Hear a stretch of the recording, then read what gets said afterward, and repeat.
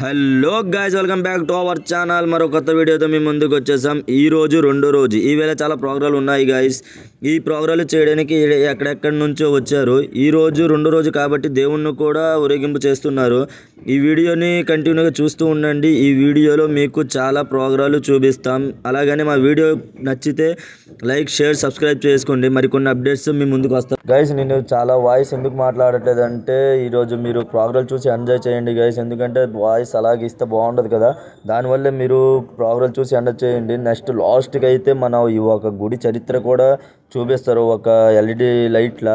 అది చూసి మీరు ఎంజాయ్ చేయండి గైస్. ఎందుకంటే ఈ ప్రోగ్రాంలు చాలా వెరైటీ ప్రోగ్రాంలు ఉన్నాయి. అన్ని దేశం నుంచి వచ్చారు. మన కేరళ వాటి సైడ్ నుంచి అందరు ప్రోగ్రాం చేయడానికి వచ్చారు గైస్. మీరు నా వీడియోని చూస్తే లైక్, షేర్, సబ్స్క్రైబ్ చేసుకోండి. మీరు సపోర్ట్ చేస్తే ఇలాంటి మరికొన్ని వీడియో మీ ముందుకు తెస్తుంటా. అప్పుడు దాకా ఉంటాను గైస్, మీరు చూస్తూ ఉండండి.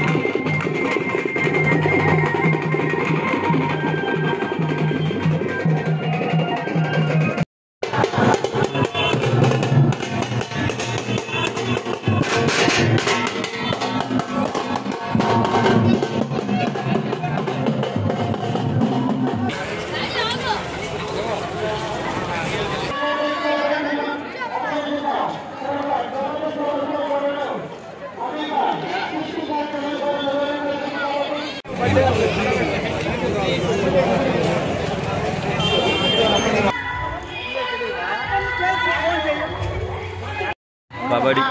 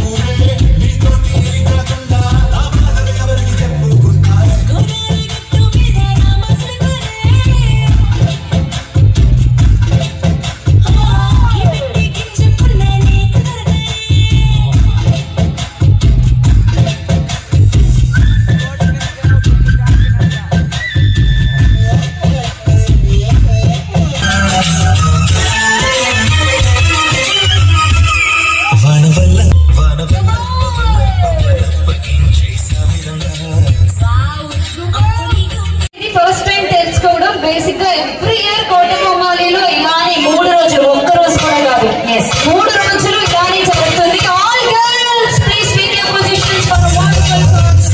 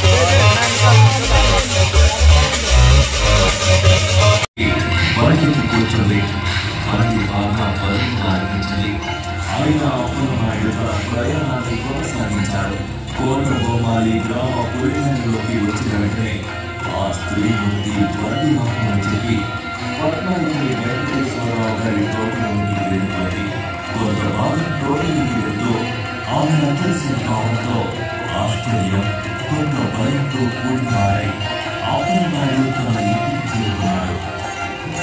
ఆ రాత్రి అప్పలనాయుడు కలలో ఆ స్త్రీ మూర్తి కనిపించి తాను పూసపాటి రాజును కొలిచిన ఆదిశక్తిని తనని కొత్తమ్మ తల్లి అనే పేరుతో పూజించమని ఆదేశించింది.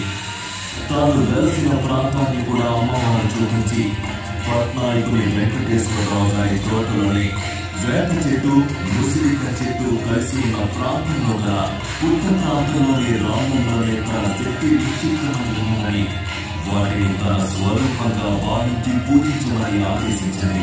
తనకు ప్రతి సంవత్సరం కోలాల అమావాస్య కనుమతో వచ్చే గురువారం అంటే నవరాత్రులలో వచ్చే మొదటి గురువారం జాతర జరిపించాలని అమ్మవారు ఆదేశించారు. తెల్లవారిన వెంటనే అప్పన్నాయుడు అమ్మవారు కలలో చెప్పిన ఆనవాలను బట్టి అమ్మవారు కలిసి ఉన్న ప్రాంతాన్ని గుర్తించి కుటుంబ సమేతంగా పూజలు జరిపారు. తరువాత కాలంలో గ్రామంలో శ్రీ కొత్తమంగళి సంచారం చేయడం, తనని నమ్మిన వాళ్ళని కంటికి రెప్పలా కాపాడడంతో అమ్మవారి శక్తి మహిమను తెలుసుకున్న కోట బొమ్మాలి గ్రామ ప్రజలు అమ్మవారిని పూజించడం మొదలుపెట్టారు. క్రమక్రమంగా అమ్మవారి మహిమలు విస్తరించడంతో చుట్టుపక్కల ప్రాంతాల భక్తులే కాకుండా ఒరిస్సా, పశ్చిమ బెంగాల్, ఛత్తీస్గఢ్ రాష్ట్రాల నుండి భక్తులు లక్షలాదిగా తరలి వచ్చి అమ్మవారిని సేవించి తరిస్తున్నారు. కోరిన కోరికలు తీర్చే కల్పవల్లిగా ఉత్తరాంధ్ర ప్రజల ఆరోగ్య దైవంగా ఎందరికో ఇరవైపుగా ఆపదలో ఆదుకునే అమ్మగా శ్రీ కొత్తమ్మ తల్లి పూజలు అందుకుంటుంది. శ్రీ కొత్తమ్మ జాతర 1981 వరకు కేవలం ఒక గురువారం మాత్రమే జరిగేది. 1982 నుండి 3 రోజుల జాతరగా నాటి కోట బొమ్మాలి గ్రామ పెద్దల నిర్వహణలో సుమారుగా 10 సంవత్సరాలుగా జరిగించగా 1928వ సంవత్సరంలో కమ్మకట్టు అప్పలరాజు గారు సైన్యంగా బోయిన గోవిందరాజు గారు గ్రామ సర్పంచ్గా ఉండి ఆలయ నిర్వహణలో దేవదాయ ధర్మదాయ శాఖకు అప్పగించారు. 1994లో ఆలయ అభివృద్ధిలో నాటి శ్రీకాకుళం పార్లమెంట్ సభ్యులైన స్వర్గీయ శ్రీ కింజరాపు ఎర్రనాయుడు గారు 1996లో CCF నిధులను వెచ్చించి కాలక్షేప మండపం వంటిని నిర్మించి ఆలయ రూపురేఖలు శోభాయమానంగా తీర్చిదిద్దారు. తరువాత 2002వ సంవత్సరంలో కాంపౌండ్ వాల్ మరియు ఇతర నిర్మాణాలు జరపగా 2018వ సంవత్సరంలో కేంద్ర మంత్రివర్యులు శ్రీ కింజరాపు రామ్మోహన్ నాయుడు గారు మరియు ఆంధ్రప్రదేశ్ రాష్ట్ర మంత్రివర్యులు శ్రీ కింజరాపు అచ్చెన్నాయుడు గారు 5 అంతస్తుల రాజగోపురం మరియు 5 వ్యక్తి మండపం వంటి నిర్మాణాలను 2 కోట్ల రూపాయలు CCF నిధులను వెచ్చించి నిర్మింపజేశారు. నేటికి కింజరాపు వారు కొత్త మంత్రిని తమ ఇరవైపుగా భావిస్తూ ప్రతి జాతరకు అమ్మవారికి పట్టు వస్త్రాలు బహూకరించడం, మొదటి పూజ జరపడం ఆనవాయితీగా వచ్చుతున్నది. 2024వ సంవత్సరం నుండి అమ్మవారి జాతరను రాష్ట్ర పండుగగా జరపడానికి రాష్ట్ర మంత్రివర్యులు శ్రీ కింజరాపు అచ్చెన్నాయుడు గారు మరియు కేంద్ర మంత్రివర్యులు శ్రీ కింజరాపు రామ్మోహన్ నాయుడు గారి కృషి శ్లాఘనీయం.